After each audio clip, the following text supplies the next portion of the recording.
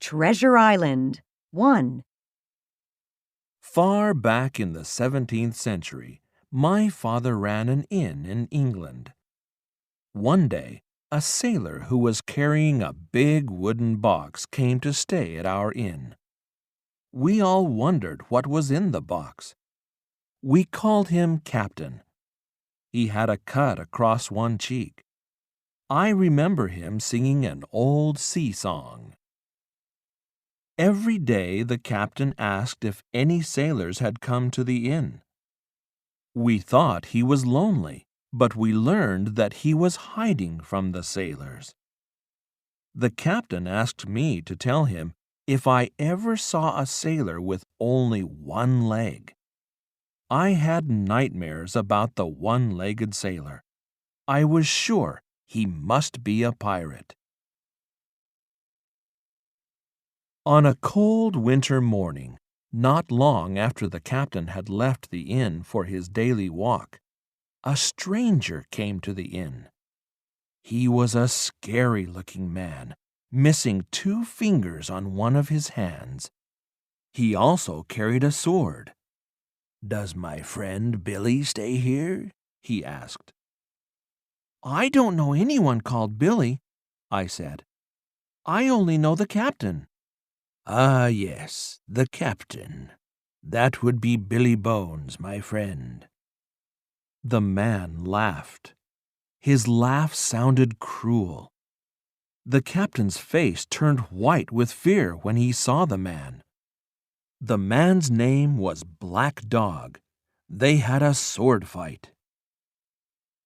Black Dog ran out of the inn and down the road. The captain fell on the floor, and we had to call the doctor. Dr. Livesey said the captain would die unless he stopped drinking. When the captain was feeling stronger, he told me some secrets. "Jim, listen. Some sailors want the contents of my wooden box." A few days later, an ugly blind man came to our inn. The captain was shocked and died after meeting him. My mother and I opened the captain's big box. Inside, we found a map of an island. Dr. Livesey said it was a treasure map. The map showed where a pirate called Captain Flint had buried treasure. We went to tell the news to Mr. Trelawney, the squire. He said that we should buy a ship and sail to the island. He took us to meet Long John Silver, a sailor who owned an inn in Bristol. Long John Silver hopped on one leg because he had lost his left leg in a battle. I was worried that Silver might be the one-legged sailor that Captain Billy Bones had been afraid of. But I could see that Silver was not a pirate. He was a very kind, polite man. Silver agreed to be the cook on our ship. I was to be the cabin boy, and Dr. Livesey would be the ship's doctor. The ship's captain did not like Silver and the other crew members. Captain Smollett did not think the crew could be trusted. But we sailed off on our ship, the Hispaniola.